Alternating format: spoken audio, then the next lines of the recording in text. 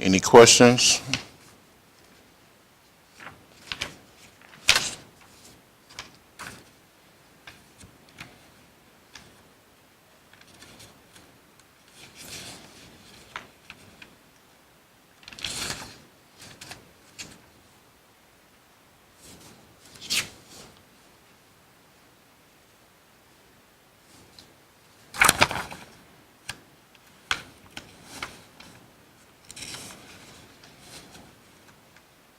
There's no questions? Is there questions online?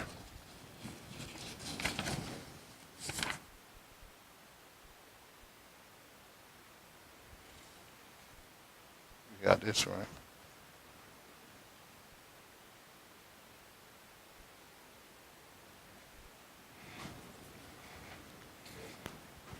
You got it? Okay. And you got this too, right? I'm sure you got it.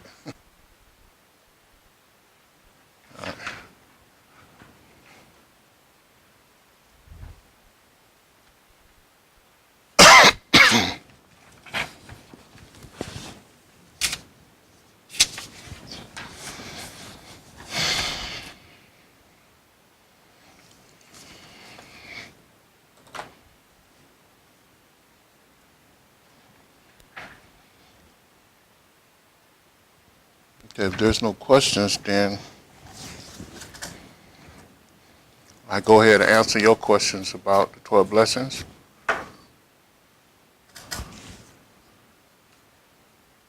I go ahead and answer your question about, if there's no questions, I'll go ahead and answer your question about 12 blessings. 12 blessings is it's a mystical practice that we do it's for sending out spiritual energy, either individually or as a group. And we do it once as a group, and you're supposed to do it several times as an individual out of the week. Every week we do that. What it is a series of prayers, mystic prayers, or the mystic method of prayer, saying prayers, and we come as a group, and we use a book that we have from the Thayer Society that came through the founder and president of that organization.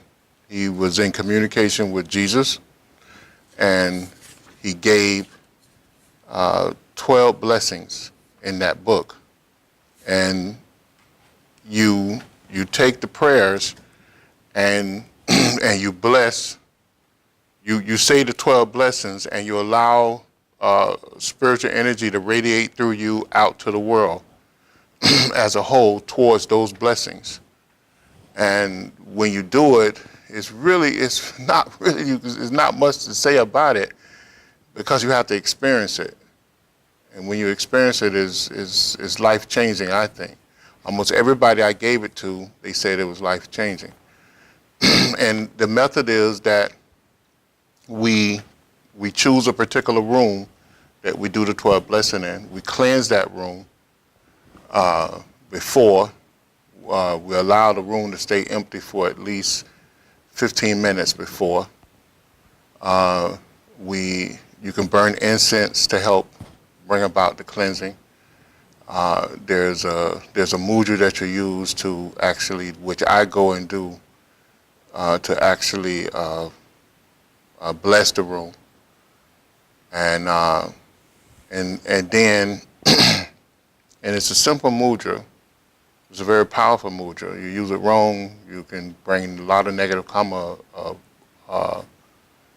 on you by using it wrong. But it's a way to bless, and it's something that, well, it's you hold these two fingers out like this, right? And you subscribe a cross, right? And what I do, I go in and I bless every wall, every corner of the room, and I go counterclockwise when I do it. And in that room, when you do that, it allows the people in the room to be able to concentrate better. When you get in there, there's a certain mode that come over you. The 12 blessing itself, we go in, we may chant holy mantras for about 10 to 15 minutes. We do a practice which I gave before, the practice of the presence, where we invoke the white light from the upper atmosphere down to our head and bring it down to our heart center. And then we invoke the violet colored flame from the logos of the Mother Earth, and we bring that up to the heart center. We allow that to stay there. We'll allow the two energies to amalgamate and to stay there throughout the duration of the 12 blessings. And then we begin to say the prayers. And when we say the blessing of the prayer, and we hold our hands up in the fashion of the mudra, the prayer mudra, and we imagine that a white light is coming down through us, out through the heart chakra and through the palms of the hand. These are two major psychic centers here, and you have minor psychic centers in the tip of the hands and the fingertips, and you imagine that the energy is being radiated through you for that blessing, like blessed are they who work for peace. You hold your hands up and you imagine the energy is running through you, and then afterwards, after you radiate the energy, you say, "So it is done." Well, the leader would say, "So endeth the first blessing," and then you say the prayer. There's a prayer connected to the first blessing. And you hold your hands up and you say the prayer at the same time. You still imagine that the energy is going through you from the heart chakra and through the palms of the hands. And there's 12 prayers that you do that. And it's blessed are the workers of peace. It's blessed are the wise ones. Blessed are they who love. Blessed are the planetary ones. Then it's blessed are the thanksgivers. And the planetary ones are people like Jesus, Buddha, Sri Krishna. They're the great cosmic masters that came to this earth to help mankind.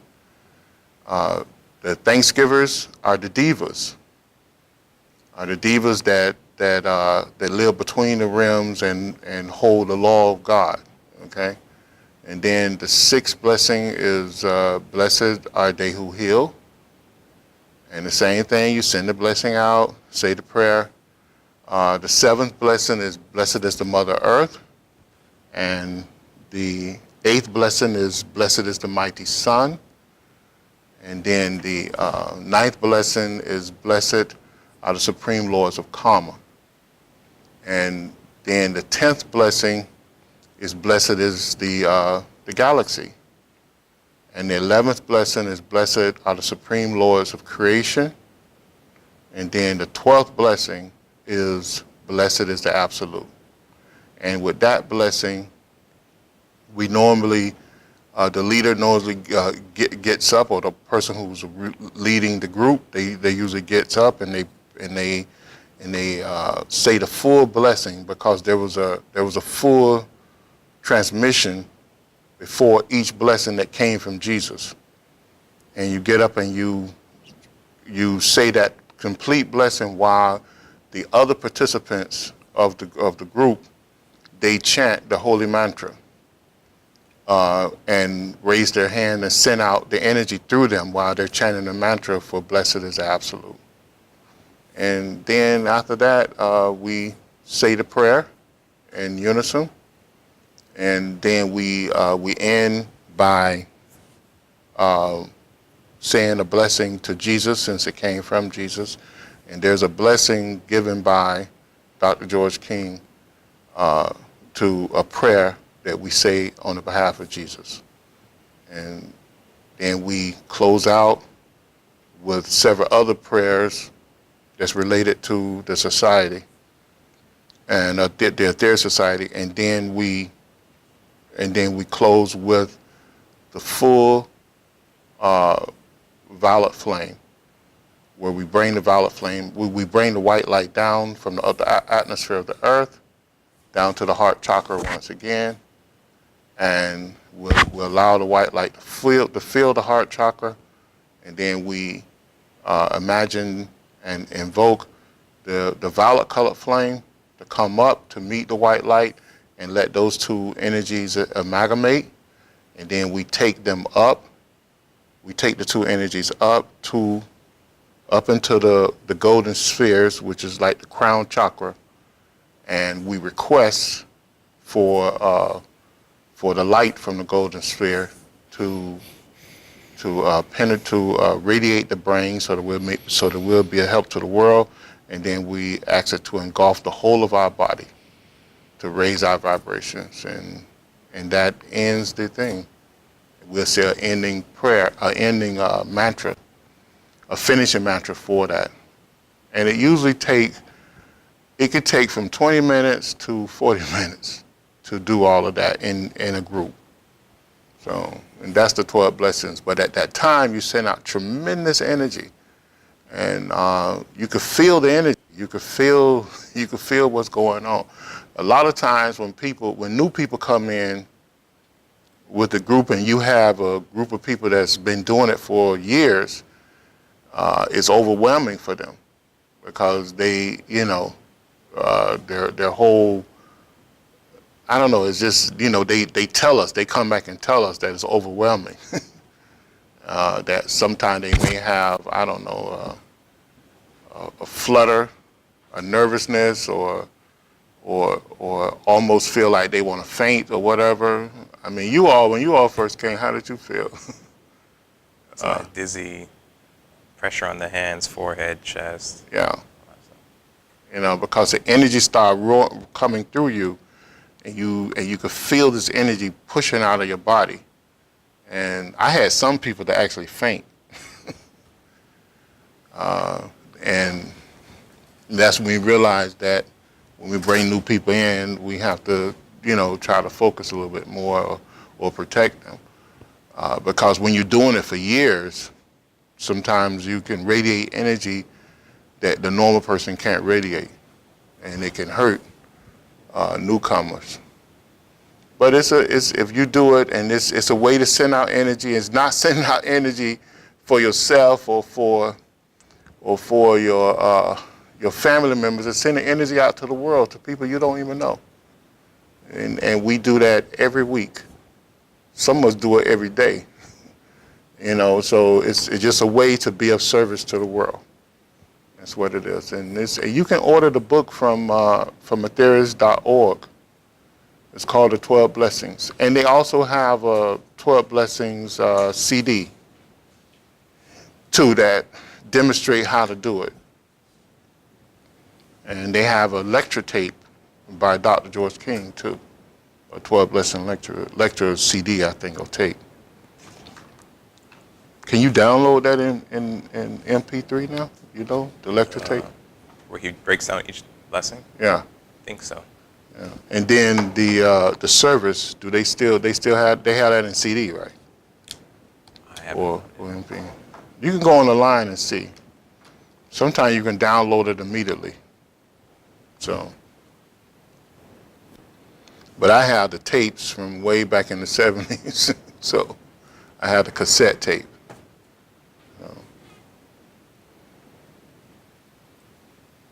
But it's a powerful mystical practice. And I recommend everybody. We do it every Monday night. We meet at my house every Monday night to do it.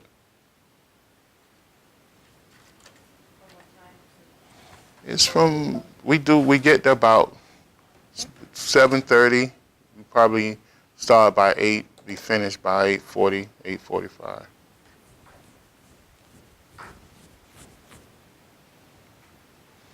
So. There's some questions online. Yeah, go ahead.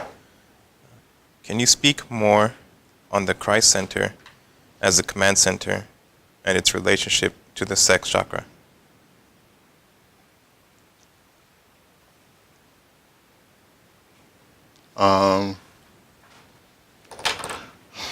The Christ Center is the command center.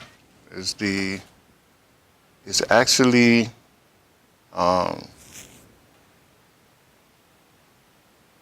what does it say? It's where the soul resides. And you know, consciousness resides where? The Mula heart and the sex. Huh? At the Mula heart and the sex center. No, it resides at the sex center. So consciousness is formed at the Muladhara, and it moves up and it resides at the sex center. So, and then you have the soul that resides at the Christ center. So that's one of the connections, because what is consciousness, you know, or what is Kundalini? Kundalini is the vehicle of consciousness. It's a vehicle of consciousness for who? For the soul. For the soul. So in simple terms, that's the connection. Because the Kundalini is the thing that moves, that spreads consciousness throughout the auric structure and throughout all the bodies within the auric structure. The physical, the astral, the mental, and the etheric bodies. So it's a vehicle for consciousness for the soul, but consciousness resides at the sex center, and the soul resides at the Christ center. So the special connection that you have there, because the soul uses the Christ center as a command center to command everything, to move everything and throughout, it sends the signal down through, for basic consciousness at least, down through the sex center in order to move it. And that's why you find that the Vijnana energy within the sex center pervades the entire body. Okay? So that's, in simple terms, that's what it is. That's the connection between the two.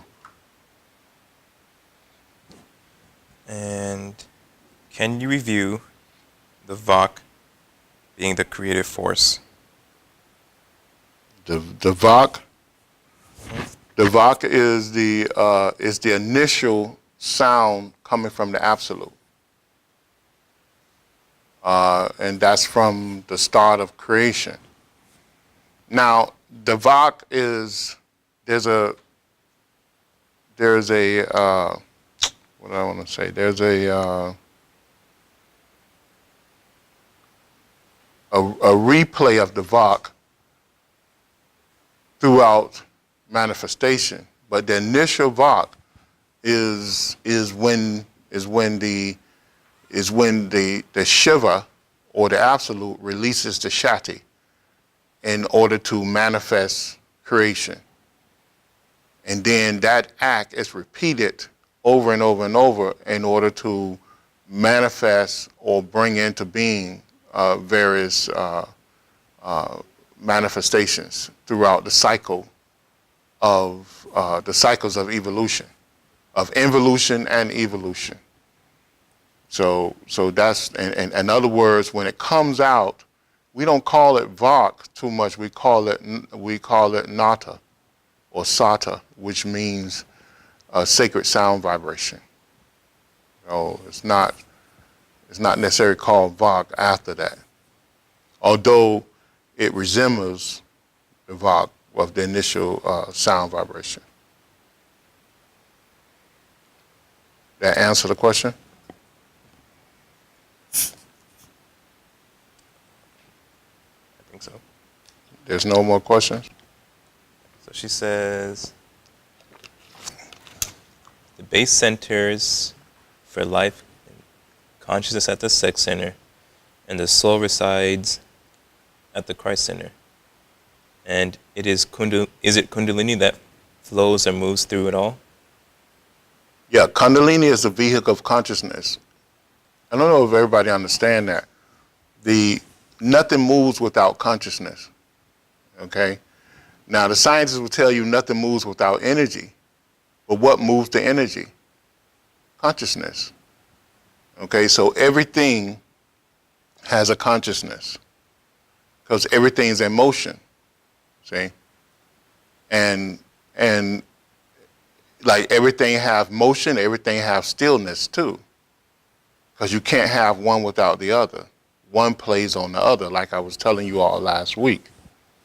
That you always need something that stands still in order to have something that moves, right?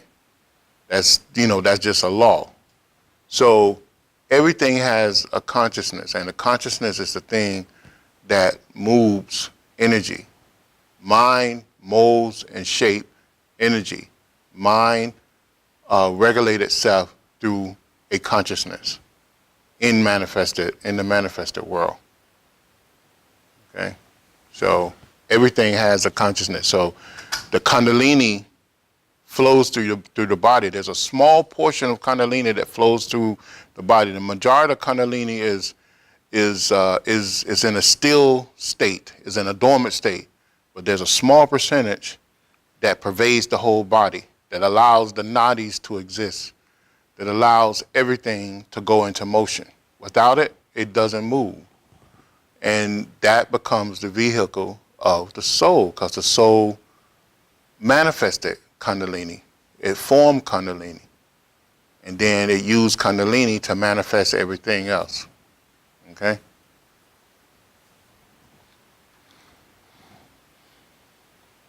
Any other questions?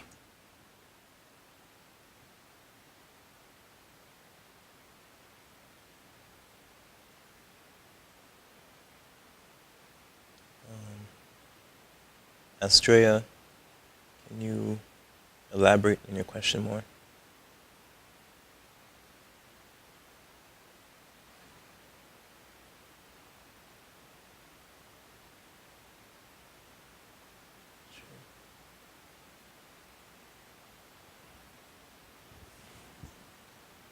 What you said? They asked, what about the subconscious? I'm not sure what, are you referring to Kundalini? I'm not sure what they're referring to. The subconscious is Kundalini. Everything is formed from the movement of Kundalini. That part of Kundalini that moves out and creates the nadis, it also creates the mental body. And the mental body is subconscious, is superconscious, subconscious, and conscious. So it really has three major parts to it, really four, because there's a supra-conscious level which the soul operates through, and then there's a superconscious level, and then there's a subconscious level, then the conscious level in which we are using to communicate with now. So those are the four levels of consciousness. Really, we only need to deal with three, and that's superconscious, superconscious, subconscious, and conscious. And the subconscious, the subconscious greatest activity is within the Muladhara chakra, the root chakra, or the base chakra, the sex chakra, and the solar plexus chakra. So you have the greater portion of it is within the sex chakra. All right, although the other two represents the subconscious too, but the subconscious also resides in the greater portion of it resides in the sex chakra, simply because the energy in the sex chakra does what? Radiates throughout the whole body. It radiates throughout the whole body.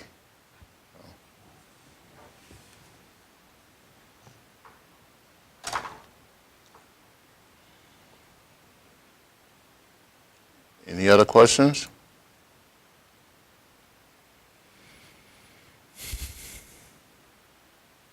Not yet.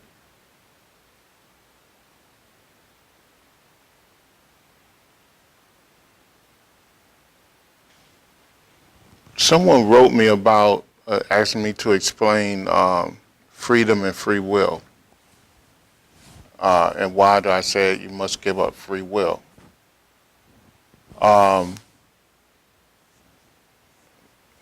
go ahead and answer that now. Free will, everyone gives up free will in order to obtain a greater power or greater position or greater freedom.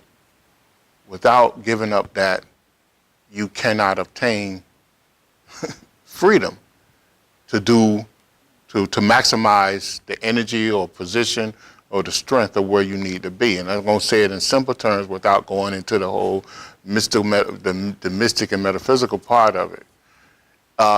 If you think about it, if you had an athlete that wanted to get better at their talent, they want the freedom to run as fast as they can. So what's the first thing they do? They place what on themselves? Limitation. They place limitations on themselves. You know, they restrict the time in their day to practice, right? They restrict their diet. You know, they restrict everything in their life. They focus on perfecting whatever they're doing. So what are they doing? They're giving up their free will to move around and to be the so-called normal person, right? So they give up free will in order to gain freedom in that particular aspect. And it's like that everywhere. It's like that in everything that you do. If you want to extract power from this receptacle, if that receptacle was not at a standstill and grounded, right, immovable, you cannot get the power out of it, right? It won't work. You know, so there's always something that have to limit themselves in order to produce power. Now, when it comes to the spiritual side of it, what we have to do, we have to give up our free will. What's giving up our free will? We go back to the limbs of yoga, the 8 limbs of yoga. The first several limbs is what? Yama and then yama, right? And what is that? Control. Control your thoughts and control your actions. And what's the second? Niyama is doing what? The observance of God in all your thoughts and actions. So what you begin to do, you begin to restrict yourself, you begin to place limitation on yourself to do what? To gain a greater spiritual freedom. It's the same thing you do in your physical life. So I know it's hard for people to transfer from the physical to the mental or to the spiritual, but the same rules that govern us in the physical world govern us in the spiritual world. It's the same rules. It's no great mystery. We just got to connect the dots, you know. So if you don't control your thoughts and control your actions, and you don't see the observance and that God in everything, then you won't develop the proper attitude and character to move to the next step of the asanas, where you see it necessary to put yourself in a yoga position, or even go to the next step of pranayama, where you control your breath, and you won't graduate to the next step, which is withdrawing your senses from from the world in order to recognize that you are a divine spark of God. And all these steps lead you towards placing greater and greater limitations. The result would be is that you learn that you're not limited to this physical body, that your consciousness is enormous, that your presence is everywhere, that you are part of the whole. See, and that's freedom, that's giving up free will in order to gain freedom. So it's the same way. You have to place limitations on yourself in order to begin to recognize the inner self, the inner power that that you have. So that's I guess that's the simplest way I can tell it, but it's really simple to me to understand that, because I mean you see it play out throughout your whole life. You can look at anyone that's successful and you'll see where they gave up free will in order to become successful in whatever they're doing, whether good or bad. They gave up because it's a law. It's just a law.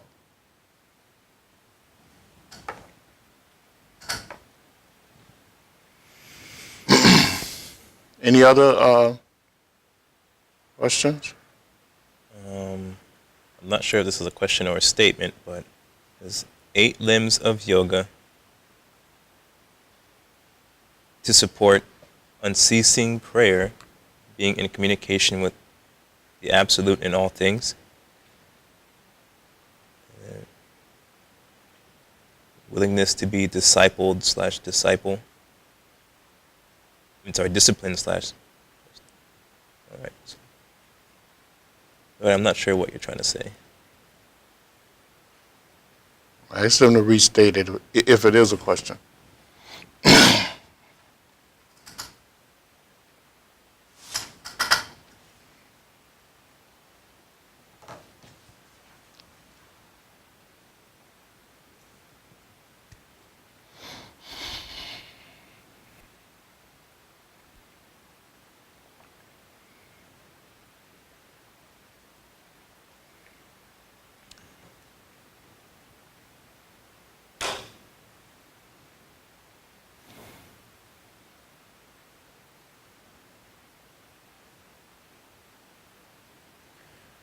Someone has another question.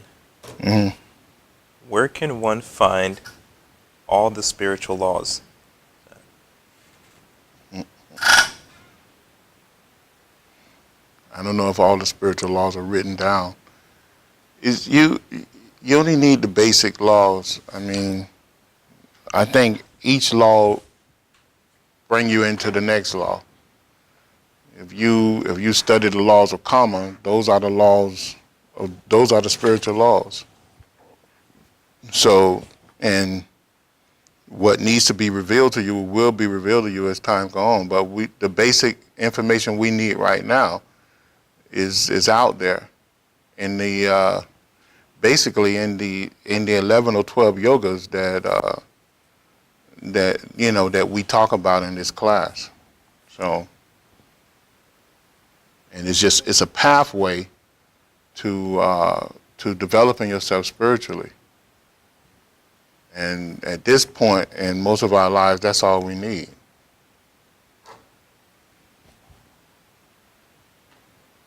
And just to add on to that, I've had similar questions in the past. Mm-hmm. And for me, I found that as I've engaged more in the practices Mm-hmm.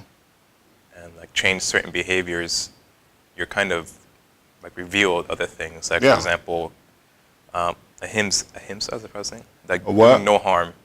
Mm-hmm. When you try to practice that and it starts to affect other things. So Mm-hmm. like cutting out meat, chicken, and fish, Mm-hmm.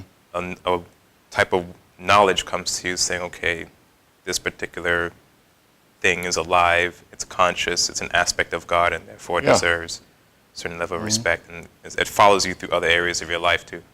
Yeah. So although it's not all specifically written down somewhere, it comes to you as like a little inner voice tells you and guides you in what you should and shouldn't do. Yeah, I mean, you become, you wake up, in other words. You become awakened. You realize things, you realize how you should curb your actions, your thoughts and actions, moving towards your goal. So nobody has to tell you that. It comes to you as you begin on this journey.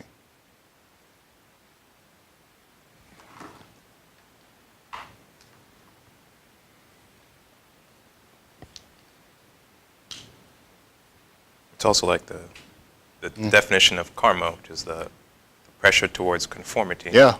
The Pressure more you towards try to conformity. conform, the more you feel that pressure when you try and go outside of that. Right. It's like I was saying yesterday with those guys that most people, although I've been a vegetarian all my life, most people I know that came into vegetarianism, they would tell me the first thing they notice is they have a clarity of mind. When they stop eating the meat. So yeah, I thought that was very interesting. But almost everyone tell me that when they stop eating meat, that's the first thing they notice. So I could write a book on that, on why I think it's like that way. But it makes sense. But most people would say that. But I cannot transfer that information to you or that feeling to you unless you do it yourself. So it takes practice.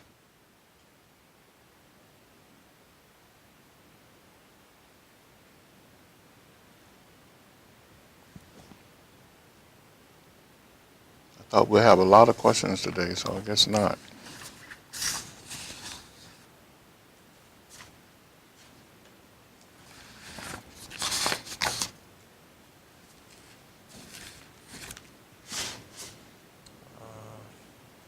I guess they're asking for a book that gives some of the, or a source where they can go to get some of them. Like the 8 limbs you're talking about, where can they read more about that, or? The 8 limbs of yoga that's Raja Yoga. There's a book. There's several books. Swami Vivekananda has a book on Raja Yoga, and Swami Sivananda has a book on Raja Yoga that gives the 8 limbs of yoga. And who else? I think is it Shivananda has Vivekananda has a book on Karma Yoga too. Yeah, Vivekananda has a book on Karma Yoga. He has 3 books, 3 famous books: Raja Yoga, Karma Yoga, and Jnana Yoga. Well, it's Karma Yoga, Bhatha Yoga, and then you have a book on Raja Yoga by Yoga Ramacharaka as well. All those books are on our website, I think. I think the only one we may not have on there is Sivananda's Raja Yoga book. But I think we have the lessons of Raja Yoga by Sivananda or something like that. But it's on the website, it's free, mysticknowledge.org. You just download the books.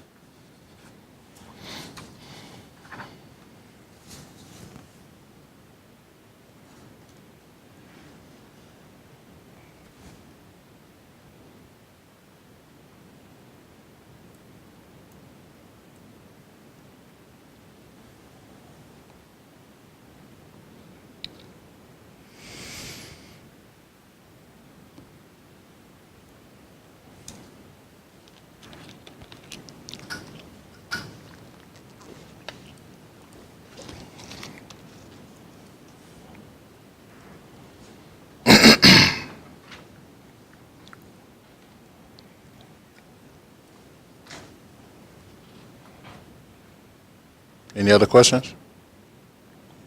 Mm-hmm. Mm-hmm. Hold on. Is there any resource to find mantras that one can chant for each chakra? That's not really necessary. I mean, any mantra can be placed on any chakra, okay? And it's just a technique that you use to do that with. One of the techniques they use is the malas. A mala like the rosaries. Mm-hmm. You notice that the rosary or the mala have what? It has how many beads? 108. 108. 108. So what that stands for actually, which a lot of Catholic people don't know, but of course the Buddhists know because they took it, because the Catholics actually took that from the Buddhists, is that there's 108 chakras in the body. So one of the practices with the malas is to chant to chant the mantra or the prayer 108 times, and you place each one on the chakra by doing that. Now, as you get into concentration and contemplation, you can actually control the mind better and control the energy. Then you can actually place one particular mantra on a chakra without harming yourself. Because you have to have tremendous concentration to do it consciously. You understand what I'm saying? Because remember, the chakras are floodgates or vortex centers of energy, and they actually work by sound. If you see any symbology or symbol or of a chakra, the first thing you'll notice is that it has all these sound seed mantras within it, you know, and the seed mantras are sound bits that activate that chakra, and it's so you have to have tremendous concentration to consciously place the mantra on the chakra. So the way we go about doing that is by chanting with the mala. You know, until you get to the point where you can actually focus your mind and hold your mind on one thing for 6 hours without letting anything else come in. You have some people that can do that. So, and that's what the training is about. That's what it's all about. So, giving up that free will to gain the freedom. You know, that's what it's all about. Any resource discussing the time factor and how time affects consciousness? I don't understand. Or any resources, like any materials that can describe how time affects consciousness? Or how does time affect consciousness? We'll start there. With basic consciousness relies on time. Okay, time is created from basic consciousness. Time does not exist outside of basic consciousness. You know, that's why we have this shadow consciousness. You know, anybody experience that? Huh? Shadow consciousness? Yeah, like you can be talking to someone and at the same time something else is going on over here and you're totally unconscious of it. Mm-hmm. But then later you remember it. Oh, yeah. You know, because why? Because that's just the way the basic consciousness works. It splits up. When you read the ancient teachings and they talk about consciousness, one of the things they talk about the soul creating consciousness, because the soul created consciousness. You know, consciousness is not something that's been around forever, you know. So the soul created this consciousness. And then in this consciousness, the original consciousness that the soul created, what is described as a Shakti consciousness, right? And Shakti means all power, right? All potent. The original consciousness had this full awareness. It was aware of the whole galaxy or universe, right? But then as it shrunk it and placed the necessary pressures on the consciousness, by the time it hit the base, the rims of the basic chakra consciousness or vortex center of energy, it split up. It said the whole became not whole. It split up. And when it split up, you had these layers of consciousness. And then 90% of it, over 90% of it went dormant, right? Which formed this thing we call Kundalini. And then the rest that was left went out in a stream of energy called the natis. The natis is consciousness, right? And this psychic energy of the natis, right? This conscious energy of the natis went out, and it split up 108 times. Because why? Every time it went through one of the chakras, it formed a layer of consciousness. So now you have 108 layers of consciousness within yourself that respond in all these different ways. So until we capture that energy and bring it back down to the base of the spine and unlock, because it's the key to unlock the Kundalini, that energy, then you can become timeless again. And then you can have the states of higher consciousness where consciousness is dissolved. All the layers of consciousness is dissolved and forms one consciousness. And then it connects itself back to the soul, and it has this vast awareness of itself. See? And that's the difference. But our consciousness, our basic consciousness, create this thing called time. Other than that, time does not exist. It does not exist, you know. So, and that's why you have the subconscious mind and the conscious mind. And the conscious mind is unconscious and conscious, all at the same time. You know, and it works like that.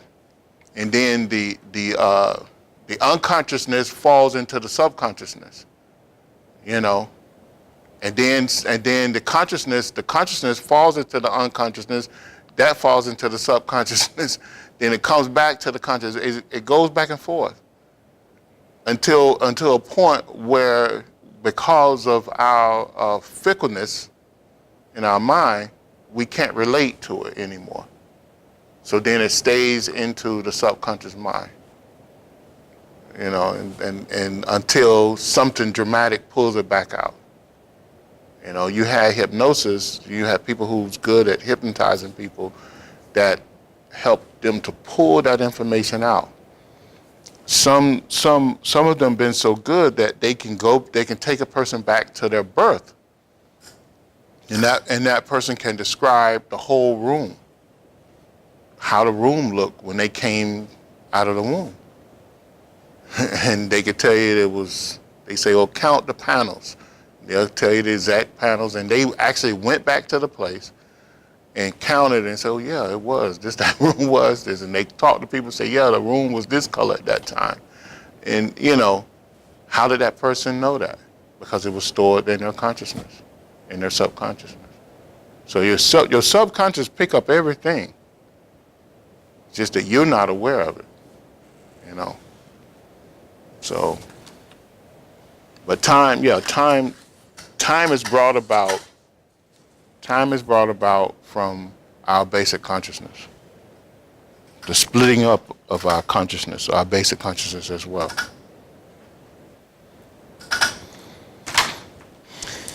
Okay.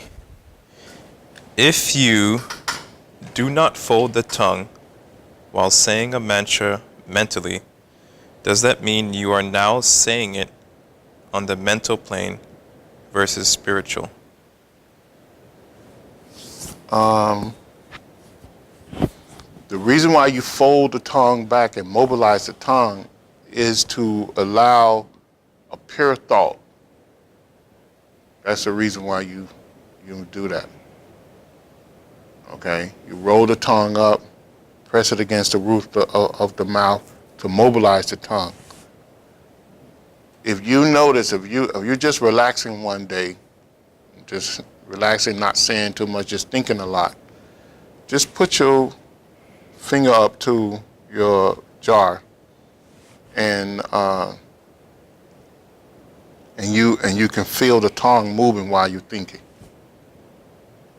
The tongue is always vibrating, right? So in order to have a pure thought and enter into a psychic realm of thinking, you have to mobilize the tongue, all right, so that it doesn't interfere with a pure thought that you're trying to create or produce.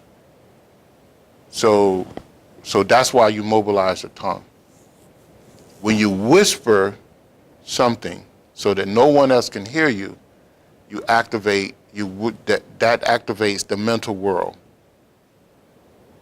Because the mental world is on that realm of whisper.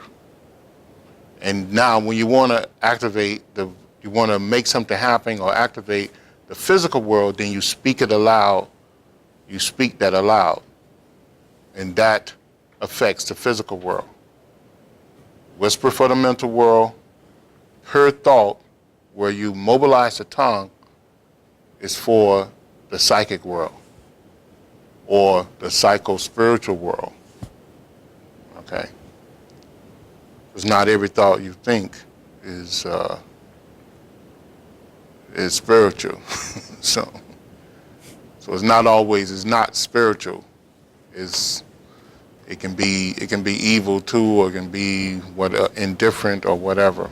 But what you want to do when you go into that state is to try to think pure thought and on a spiritual level, because that's when you can contact the spiritual world. It's when some yogis, they used to cut their tongue. They used to actually go down and spend months and months clipping the bottom of the tongue so they can roll the tongue out of the mouth and then roll the tongue back up to mobilize the tongue. But that's not necessary. You can easily just roll the tongue up and press it hard against the roof of the mouth to mobilize it so it cannot move, and then go into your concentration or contemplation.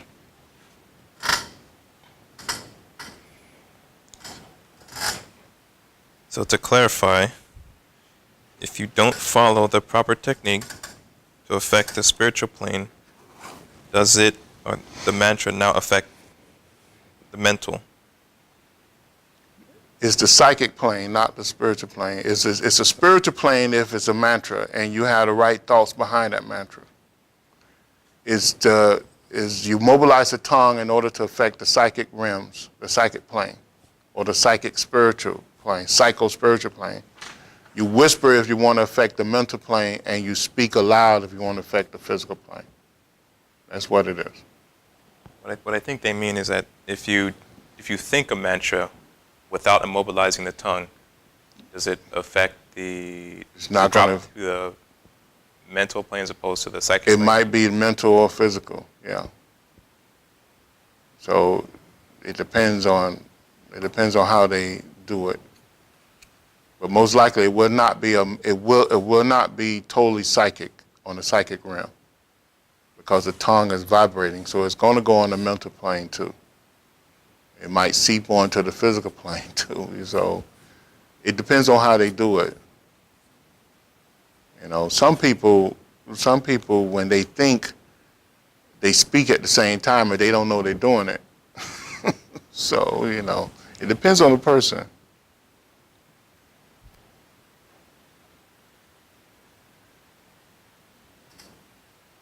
Would you mind speaking about dreams? Dreams,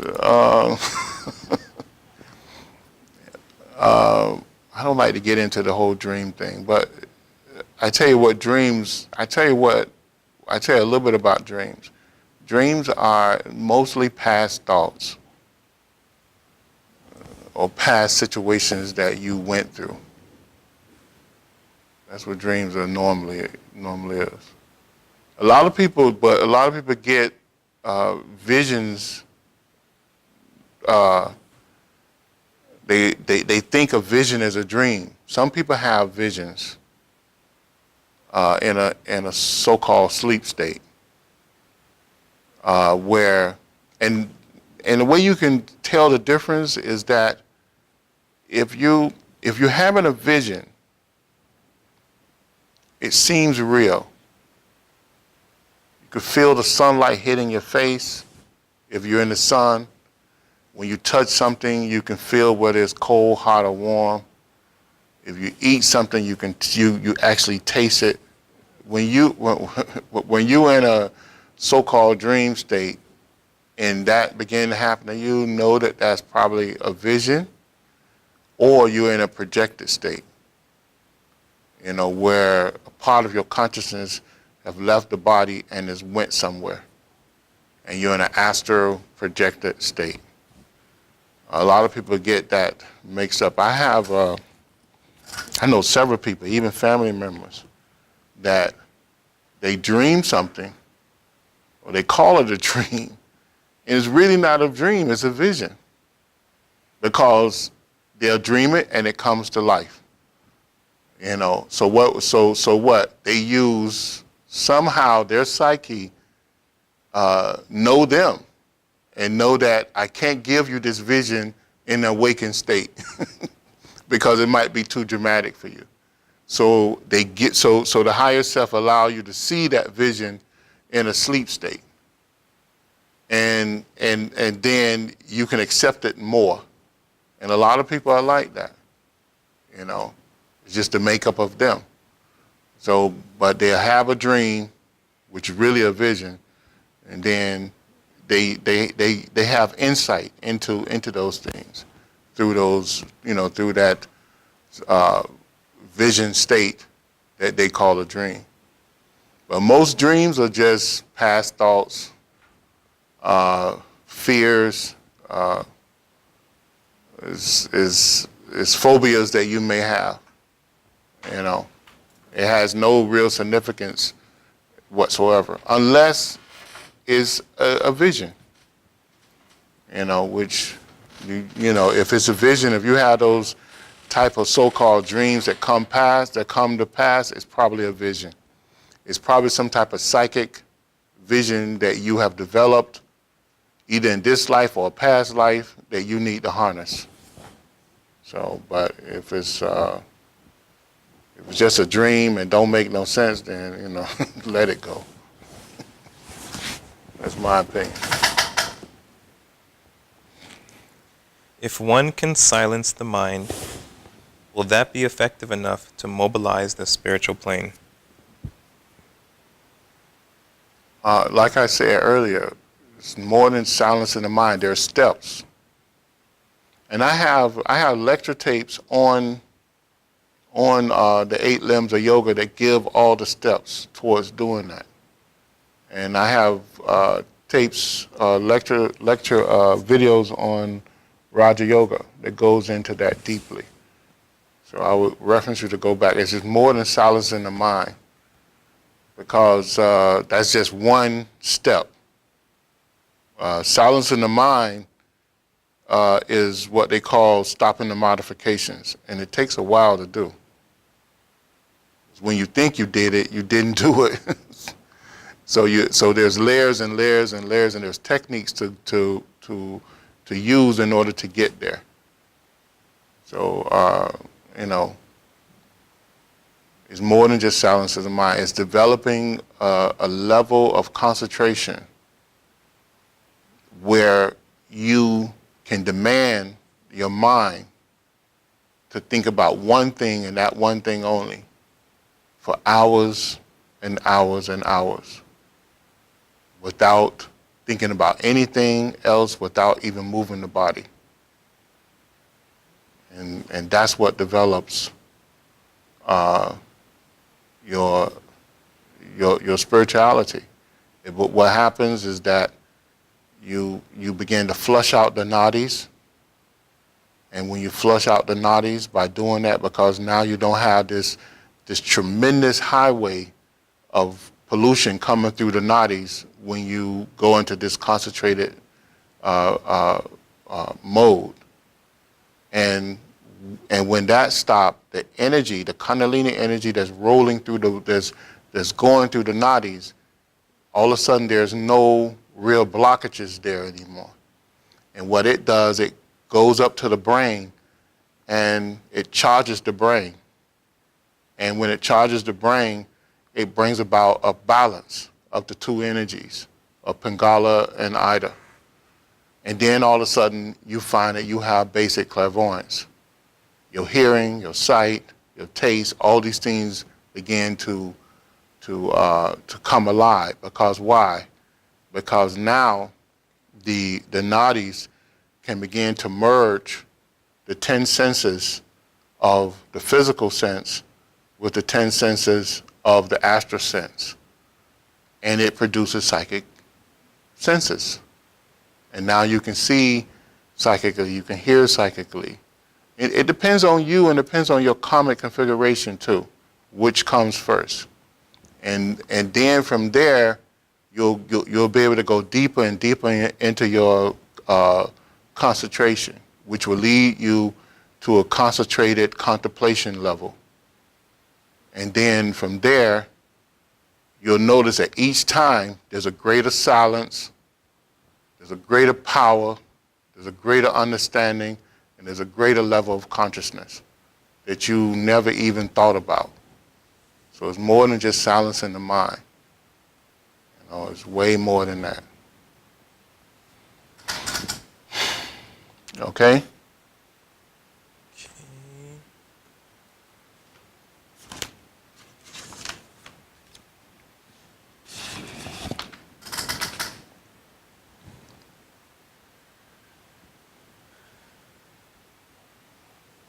Is that it? It's online so far. Okay. All right, there's no questions from you all? I mean, I have questions. Huh? I have questions, but What's that? I'm just waiting for everybody else to get theirs out.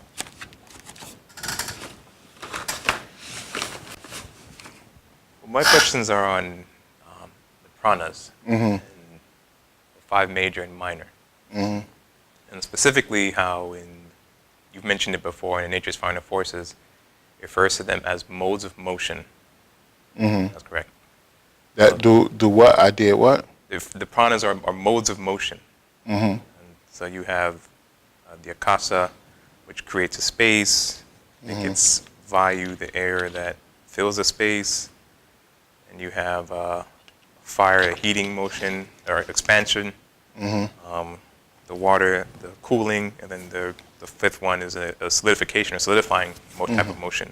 But I was also thinking, are those the only types of modes of motion that go throughout like all of creation, or are there different like permutations and combinations of it that create the different, each and every single different type of manifestation? Yeah, that is.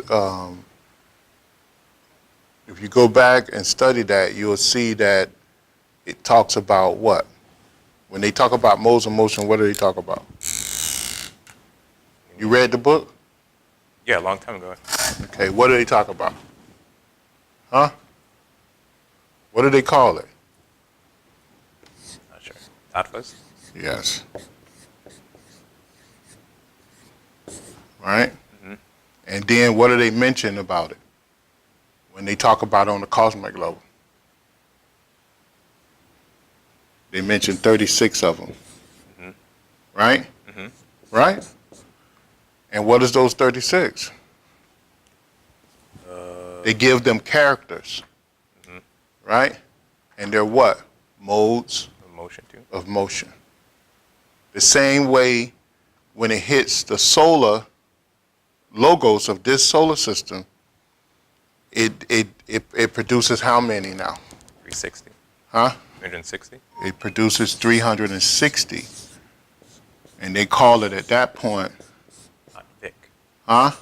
Tatvik. Rays.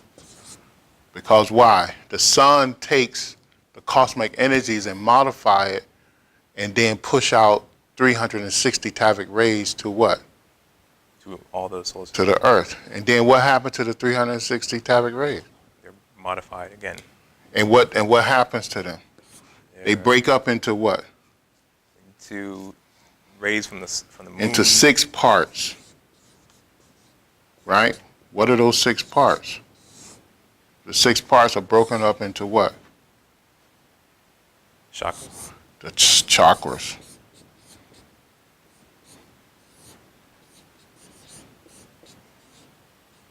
right? They're broken up into the vortex centers, right? Which is what? Which is the chakras. And also what? The realm. The realms. So is the combination of all those energies that create all of this, right? So that's what's happening. So is in the Tavic rays are is all of us, right? It makes up the realms of existence. It makes up all the realms, whether here on this physical plane or on the astral plane in one of the lower heavens, the higher heavens, the lower hells, it makes up all of that. It's solidified sunlight on different realms and octaves. So that's why they call it modes of motion, because it is the pressure of mind that mold and shape it into where it needs to go. And mind is being influenced by what? By the will or consciousness. By the will and consciousness, which is influenced by what? Karmic law. So that's what's happening. And he goes into that. I think Ramaprese, you're talking about Ramaprese, right? Book, the Nature Final Forces. He goes in there. It's a little complicated the way he expressed it, but if you keep reading, you'll kind of connect the dots. But you almost have to have prior knowledge or understanding in order to really understand it. Yeah, I read it a few years ago and I didn't get it. I could probably get it now.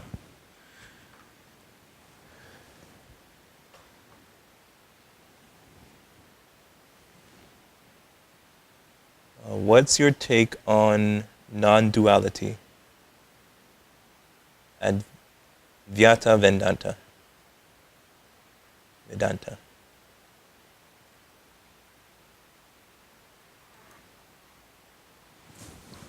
On what? Your take on non-duality, I guess. Uh-huh. Advaita Vedanta. I don't know. I mean, it depends though, because there's so many versions or whatever to that. They have to be more specific. Because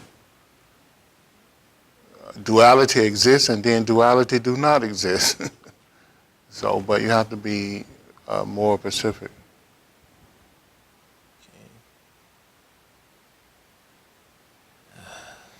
Have you ever visited any other realm / density - dimension in existence or non-existence, and if so, would you care to speak about it or them? What do they mean by that? Talking about the astral realms? I think, yeah. Have you ever visited any of the other realms? And if so, would you care to speak about? Yeah, I visited many realms, but I don't really want to talk about it unless it's related to the subject. Yeah, but the realms exist. I visited, and like I said, if you study the teachings I'm giving you, you'll be able to project from your body and visit it too. It's not that difficult.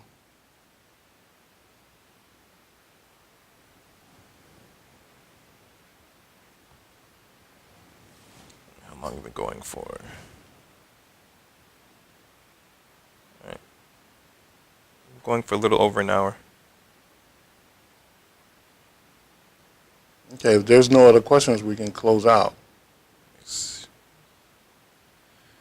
gonna wait a few more minutes, see if anybody has anything else. Just a reminder, we're taking a Also, break. Sorry. Lisa, there's I don't know if I told you, that their society gives an initiation into mantra. You can order that from aetherius.org. They give 11 mantras, and they give the proper way. Dr. King, he actually put that together back in the 70s in order to be a personal initiation to people who was interested in mantra and chanting mantra. That's on your site. No, this, well, we advertise it on our site, but you can go to aetherius.org. That's AETHERIUS.org. And there you can order that initiation. And there's 11 mantras and 11 different, probably 20 some demonstrations, probably 20 to 30 demonstrations on it. And Dr. King, he goes into explanation, a little brief explanation about it.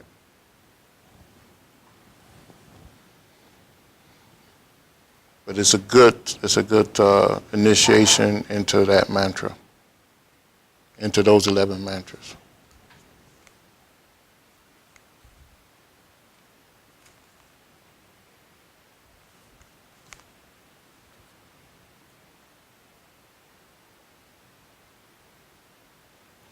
That's it? Okay. Yeah. Unless they're typing, but I can't tell if they're typing or not. Okay. Yeah, just a reminder, we're off for the month of August and we'll be back in September.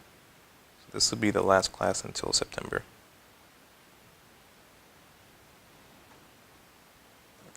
Mine.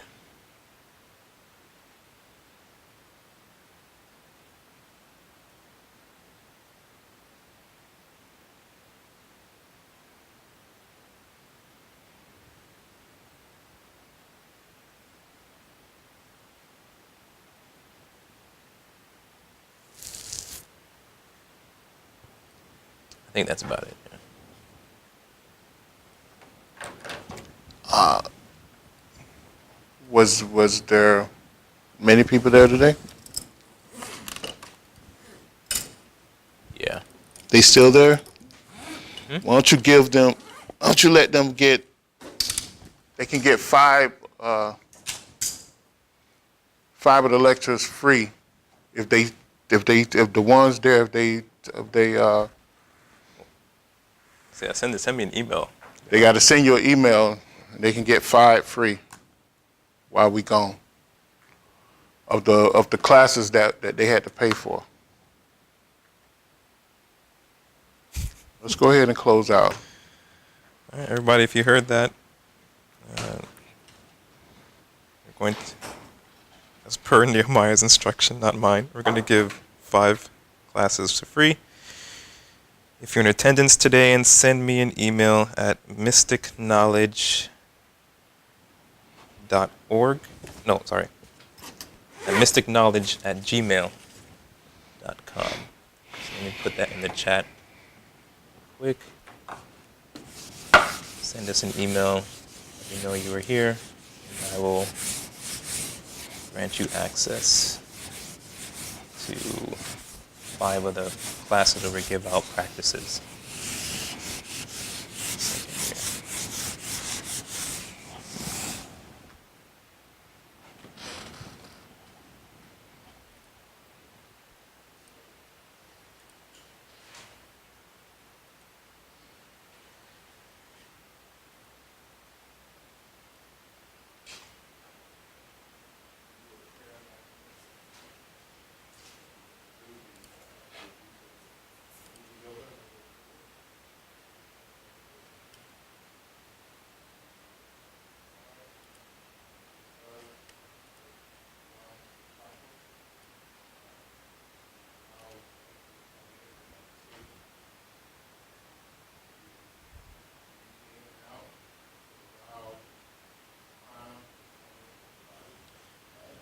Okay, so there in the chat is the email address. Go ahead and send me an email and let me know that you're in attendance today, and I will grant you access to 5 of the videos in this series where we give out mystic practices. Okay?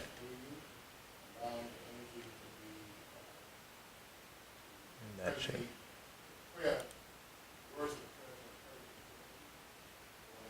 now going to close with a prayer. And we will see you all in September.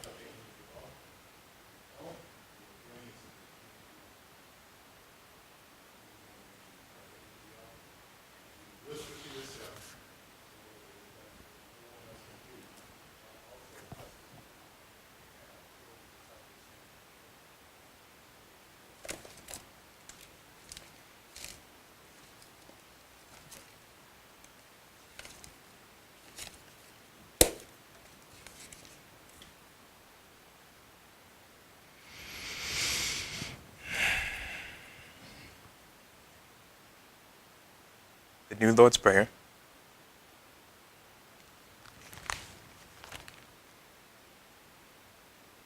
O divine and wondrous Spirit, O everlasting Lord of hosts, send forth now through me thy great and lasting power. Allow me, O mighty God, the lasting privilege of radiating to all the world thy great love, so that those who suffer may be given the power and energy to rise above their weaknesses. Almighty God, in great humility do I ask you to send forth your power, to give to me this great lasting privilege of being a channel, so that my suffering brothers may be helped and guided and healed and lifted into thy light, so that they who know not may look up and in doing so receive to their higher selves your divine counsel. Almighty God, this day have you granted me a divine privilege. I ask you now to give to me the strength so that never again will I turn from my inner vision of you. O great peace, great peace, great peace. In praise of your greatness, O God, doth my soul sing. Grant it energy to sing on forever and forever.